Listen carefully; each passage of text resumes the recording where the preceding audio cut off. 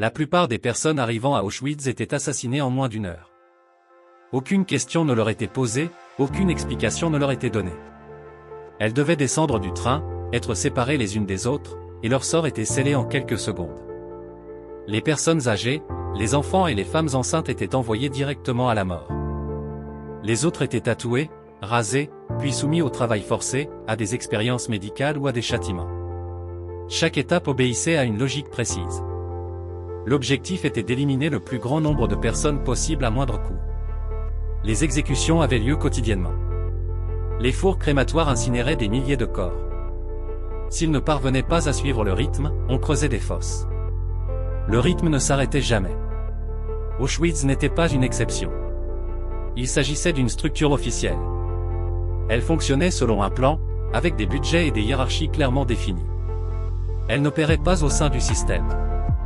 C'est le centre qui a conçu ce procédé. Comment a-t-il pu fonctionner sans interruption pendant des années? Et pourquoi tant de personnes l'ont-elles exécuté, en sachant parfaitement ce qu'il impliquait? Ce documentaire, à vocation pédagogique, analyse les faits historiques avec neutralité. Il ne cherche ni à glorifier d'idéologie ni à inciter à la haine. Voici l'histoire de la conception d'Auschwitz comme machine de mort. Le 30 avril 1940, le capitaine SS Rudolf Höss franchit une étape cruciale de sa carrière.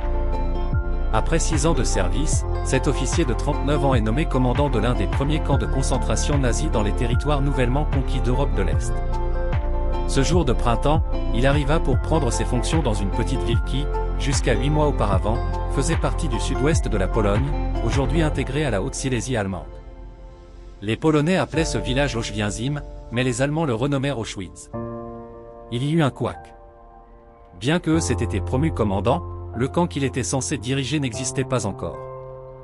Il devrait superviser sa construction depuis une série de baraquements délabrés et infestés, autrefois utilisés par l'armée polonaise, regroupés autour d'une aire de manœuvres équestres à la périphérie de la ville. Les environs étaient encore plus déprimants, un terrain plat et monotone, au climat humide et malsain.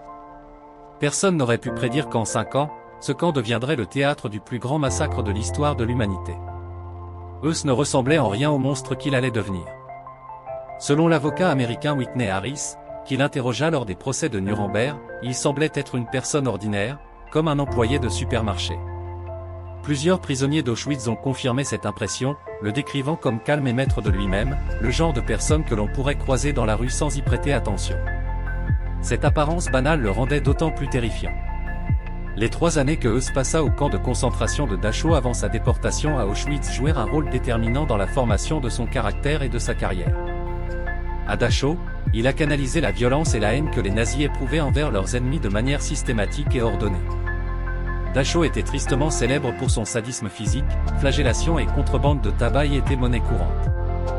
Les gardiens, voire d'autres prisonniers, pouvaient tuer de sang-froid des détenus, et leurs morts étaient systématiquement enregistrées comme des décès survenus lors de tentatives d'évasion. Mais le véritable pouvoir du régime de Dachau ne résidait pas seulement dans les sévices physiques. Il s'exerçait aussi sur la torture psychologique. La première innovation à Dachau était que, contrairement à une prison classique, les détenus ignoraient la durée de leur peine. Cette incertitude eut des conséquences psychologiques profondes et fut cruciale pour briser la résistance des prisonniers. Les gardiens eurent recours à des jeux psychologiques plutôt qu'à de simples châtiments corporels, allant jusqu'à montrer comment faire un véritable nœud de pendaison, puis à laisser la corde se tendre, suggérant ainsi le suicide comme une option. À Dachau, Höss découvrit la philosophie SS de gestion des prisons, notamment le système tristement célèbre des capots, qui jouerait plus tard un rôle majeur à Auschwitz. Les autorités nommaient un prisonnier chef dans chaque bloc ou unité de travail, lui conférant un pouvoir immense sur ses pairs. La principale mission du chef était de garantir l'atteinte des quotas de travail en exerçant une pression inflexible sur les autres détenus. Si les gardes SS étaient insatisfaits du travail d'un chef, ils le rétrogradaient au rang de simple prisonnier. Dans ces cas-là, les autres prisonniers battaient généralement à mort l'ancien chef dès sa première nuit parmi eux. Höss gravit rapidement les échelons à Dachau jusqu'en avril 1936, date à laquelle il fut nommé principal adjoint du commandant du camp. En septembre 1936, il fut promu lieutenant et transféré au camp de concentration de Sachsenhausen, où il resta jusqu'à sa nomination comme commandant du nouveau camp d'Auschwitz. Il arriva à son nouveau poste au printemps 1940, profondément honoré de la responsabilité que lui avait confiée personnellement Heinrich Himmler. À l'origine, Auschwitz avait été conçu comme un camp de quarantaine, un lieu destiné à détenir les prisonniers avant leur transfert vers d'autres camps de concentration du Reich. Cependant, il devint rapidement évident que le camp fonctionnerait comme une prison permanente. Son objectif était d'incarcérer et de terroriser les Polonais, à une époque où le pays tout entier subissait une restructuration ethnique. Dès sa première version en tant que camp de concentration, Auschwitz affichait un taux de mortalité proportionnellement plus élevé que tout autre camp du Reich. Sur les 20 000 Polonais initialement déportés, plus de la moitié périrent au début de 1942. En septembre 1940, Oswald Pohl, chef du bureau administratif et économique principal de la SS, inspecta le camp et ordonna à Haus d'en augmenter la capacité. Il expliqua que la SS allait désormais fonctionner non pas comme une entreprise capitaliste, mais comme une série de sociétés œuvrant, conformément à la philosophie nazie, au service de l'État. Les camps de concentration devaient fournir les matières premières nécessaires à la Nouvelle-Allemagne, notamment les énormes quantités de granit indispensables à la construction de la gigantesque nouvelle chancellerie du Reich hitlérien à Berlin. La transformation d'Auschwitz, d'un camp de concentration en centre d'extermination parmi les plus meurtriers, commença en 1941, après l'invasion de l'Union soviétique en juin. La politique du régime nazi à l'égard des Juifs évolua de la persécution au meurtre systématique. La guerre contre l'Union soviétique précipita la solution la plus radicale à ce que les nazis appelaient le « problème juif ». L'extermination de la population juive soviétique par l'exécution d'hommes, de femmes et d'enfants. La mise en œuvre de ce qui allait devenir la solution finale a tout changé pour Auschwitz. En décembre 1941, lors d'une rencontre avec Heinrich Himmler, Hitler ordonna l'extermination de tous les Juifs par tous les moyens nécessaires.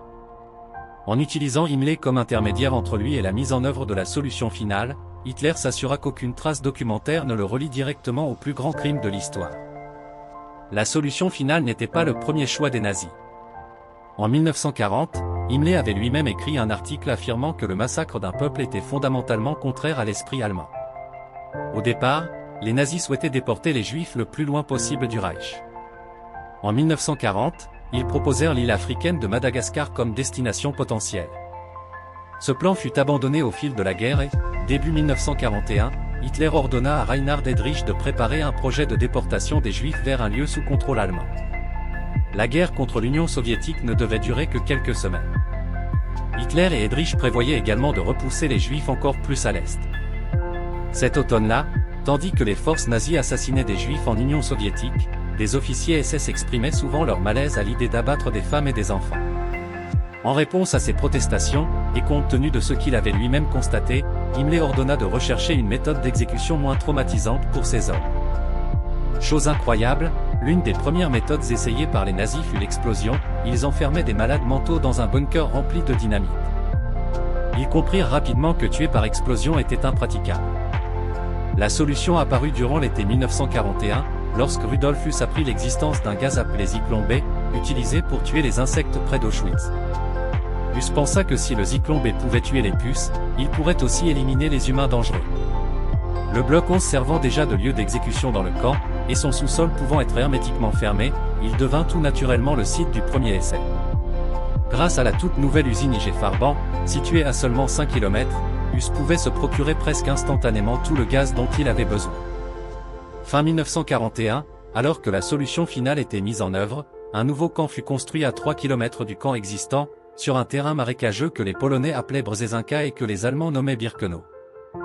Bien que Birkenau devienne plus tard le théâtre du plus grand massacre de Juifs de l'histoire, ce n'était pas sa vocation initiale. À l'origine, Birkenau avait été conçu comme un camp pour les prisonniers de guerre capturés lors de l'opération Barbarossa, l'invasion de l'Union soviétique par l'Allemagne. La conception et la construction du nouveau camp furent confiées au capitaine SS Karl Bischoff, récemment nommé à la tête du bureau d'études d'Auschwitz et architecte de formation. Dès le départ, il apparut clairement que les installations prévues étaient insuffisantes pour permettre la survie humaine. Son plan initial prévoyait qu'une baraque puisse accueillir 550 prisonniers, tandis qu'à Dachau, un bloc similaire ne pouvait en contenir que 200. Cela signifiait que les prisonniers d'Auschwitz-Birkenau seraient entassés comme du bois de chauffage dans les baraquements, exposés à des conditions inhumaines. Fin 1942, Auschwitz était devenu un vaste complexe composé de 3 camps principaux. Auschwitz-Baum, le camp principal et siège administratif, Auschwitz II-Birkenau, le centre d'extermination, et Auschwitz III Monowitz, le camp de travail approvisionnant l'usine IG Farben. Ces constructions ont transformé Auschwitz-Birkenau en un complexe impressionnant et mortel, véritable chef-d'œuvre de la machine de mort du Troisième Reich. Bien que les ordres émanassent directement d'Heinrich Himmler, le fonctionnement quotidien et la plupart des innovations qui distinguaient Auschwitz des autres camps d'extermination étaient l'œuvre de Rudolf Höss. L'arrivée et la sélection des prisonniers, le seuil de la mort. Le voyage vers Auschwitz commençait bien avant l'arrivée des wagons à bestiaux sur la rampe tristement célèbre. Pour les Juifs de toute l'Europe, les ordres de déportation marquaient le début d'une terrible odyssée. Le 6 octobre, mon nom figurait sur la liste des déportés vers l'Est, se souvient un survivant. Nous ignorions notre destination. On nous a dit que nous serions transportés à l'Est, où nous travaillerions pour le Reich allemand, probablement dans des zones industrielles. Nous étions loin de nous douter que nous allions dans un camp de concentration. Les victimes n'avaient généralement que quelques heures pour faire leur bagage. On leur demandait d'emporter des objets de valeur, des vêtements de travail et des articles de première nécessité. Une cruelle supercherie, car la plupart des déportés s'attendaient à ce que leurs biens soient confisqués à leur arrivée. Les nazis ont maintenu cette façade de réinstallation jusqu'au bout, fournissant des documents officiels, des billets de transport et payant même des frais de réinstallation à leurs victimes. Les trains de déportation étaient de véritables instruments de torture. Les wagons à bestiaux, conçus pour le transport d'animaux, étaient bondés de 80 à 100 personnes, sans siège, avec une ventilation minimale et souvent un seul seau pour les besoins sanitaires. C'était le jour le plus chaud de ma vie, se souvient un survivant néerlandais. Nous étions tous entassés comme des sardines, brûlant de chaleur. Je me souviens avoir dit à ma femme, « Si je ne reviens pas, tu peux te remarier et trouver un mari qui saura bien s'occuper du bébé. » Nous ne pensions qu'à l'enfant, mais nous avions très peur. Ces voyages pouvaient durer des jours, voire des semaines.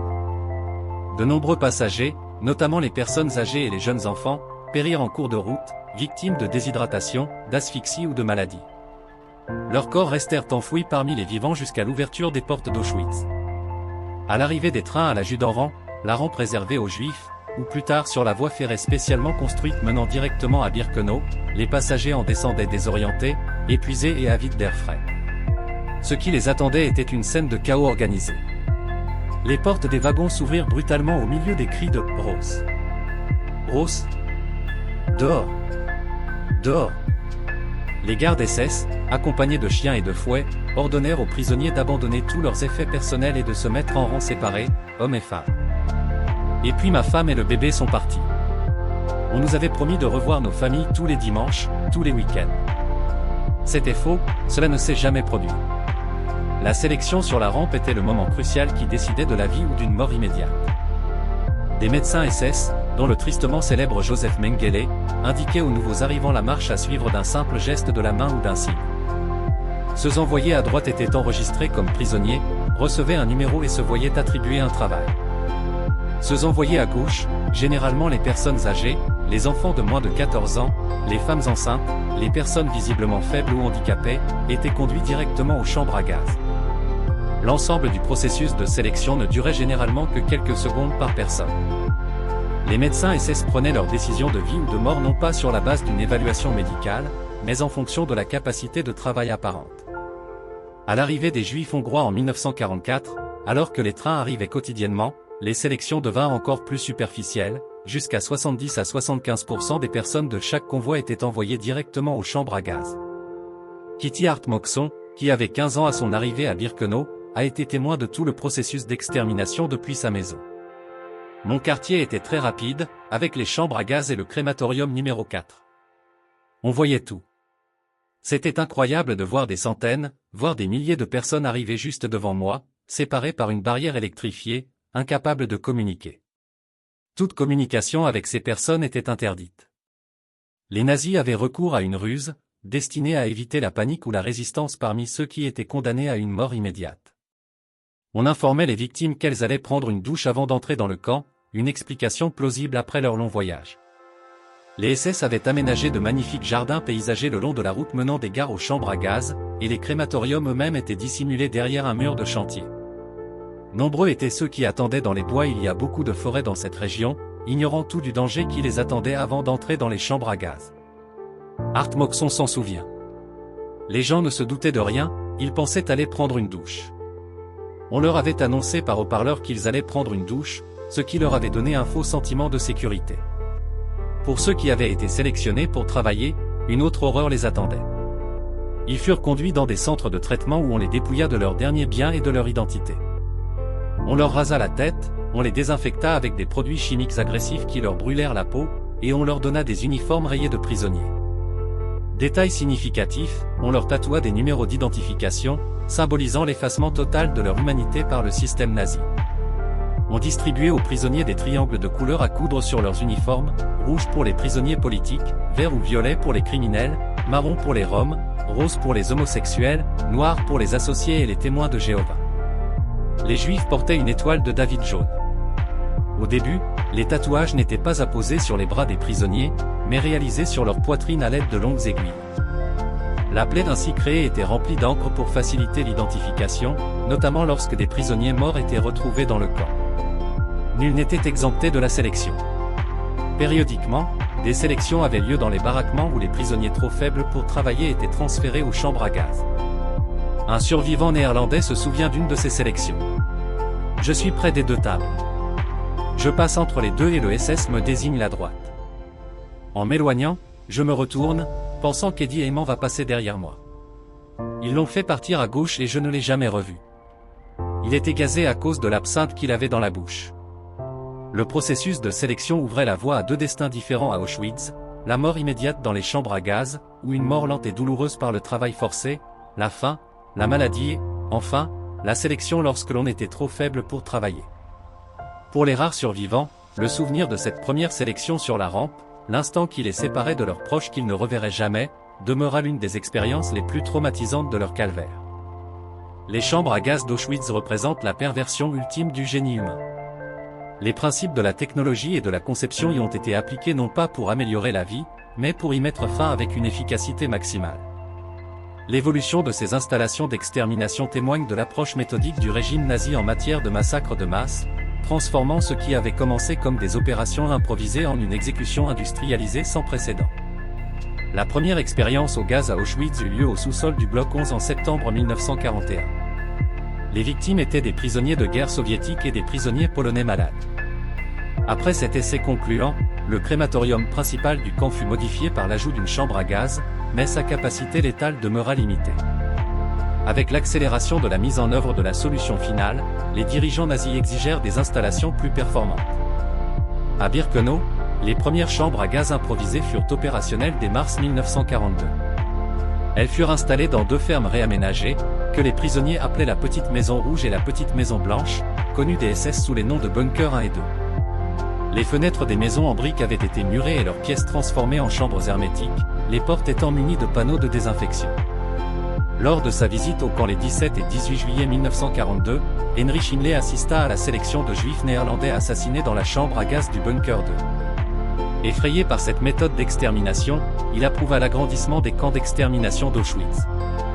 La capacité limitée de ces premières chambres entraîna la construction, entre mars et juin 1943, de 4 grands crématoires, numérotés de 2 à 5, à Birkenau. Ces derniers étaient spécialement conçus pour les massacres. Les crématoriums 2 et 3 comportaient chacun un vestiaire et une chambre à gaz souterraine, ainsi qu'une salle des fours au rez-de-chaussée équipée de plusieurs fours crématoires. Les crématoriums 4 et 5 étaient plus petits, avec des chambres à gaz et des salles des fours au rez-de-chaussée. Les chambres à gaz étaient camouflées en douche, avec de faux pommeaux pour accentuer l'illusion de luxe. On a indiqué aux victimes qu'elles devaient prendre une douche pour des raisons d'hygiène après leur voyage. Une fois à l'intérieur, les portes étaient scellées par des serrures hermétiques.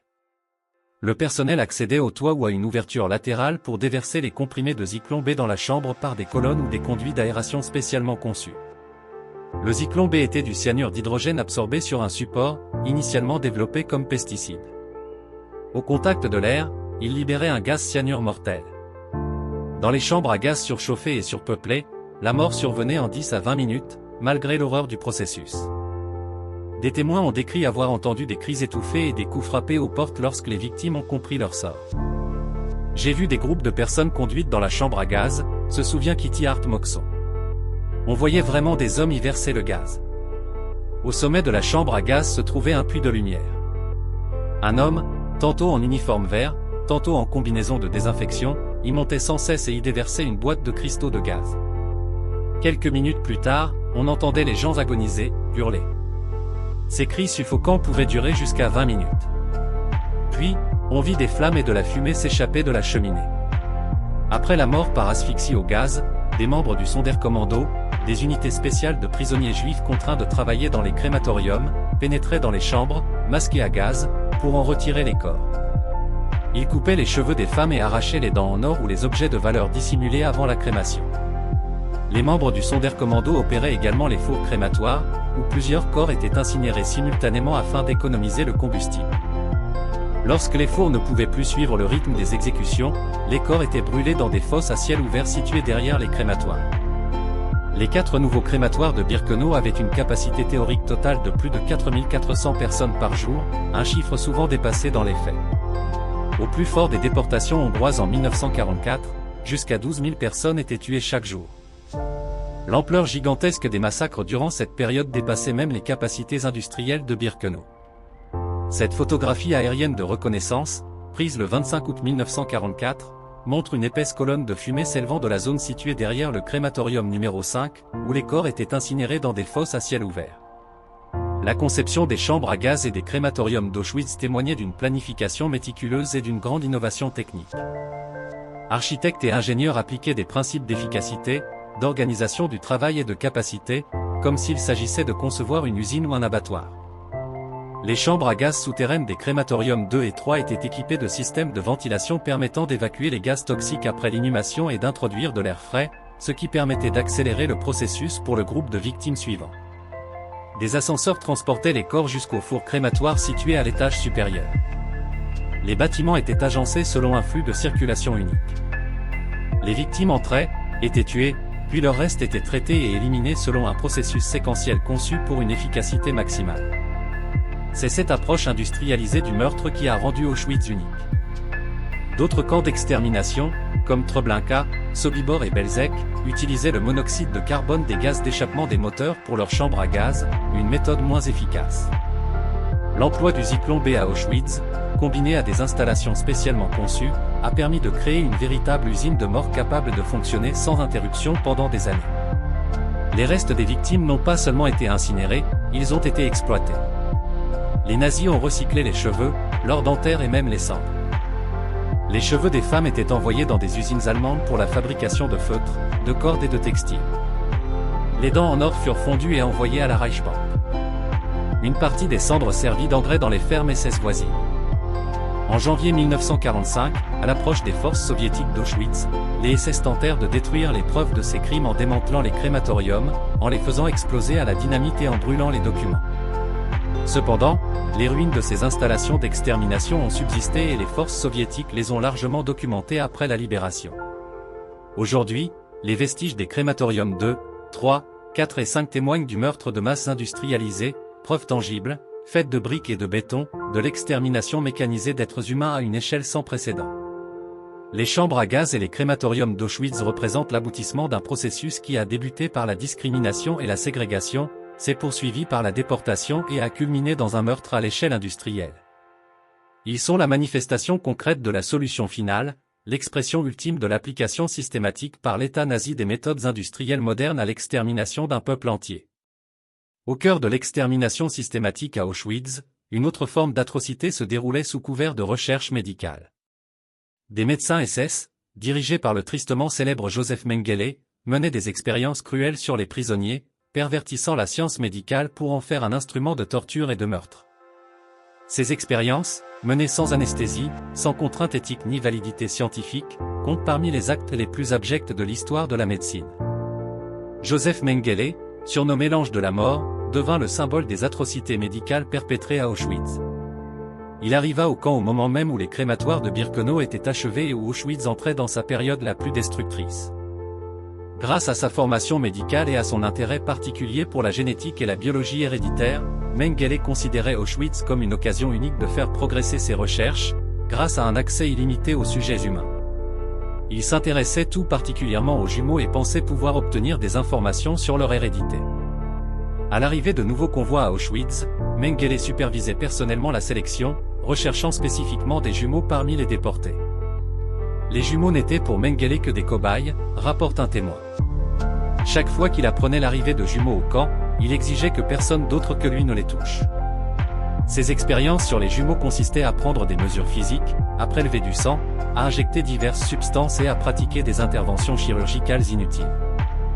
Dans de nombreux cas, lorsqu'un des jumeaux décédait des suites d'une expérience ou d'une maladie, Mengele tuait immédiatement l'autre par injection intracardiaque afin de procéder à des autopsies comparatives. Dans ses notes de recherche, Mengele n'a jamais admis être responsable de la mort du second jumeau, affirmant plutôt avoir eu de la chance que les deux enfants meurent simultanément. L'un des objectifs supposés de Mengele était de trouver des moyens d'accroître le taux de natalité en Allemagne en comprenant les mécanismes biologiques des grossesses multiples.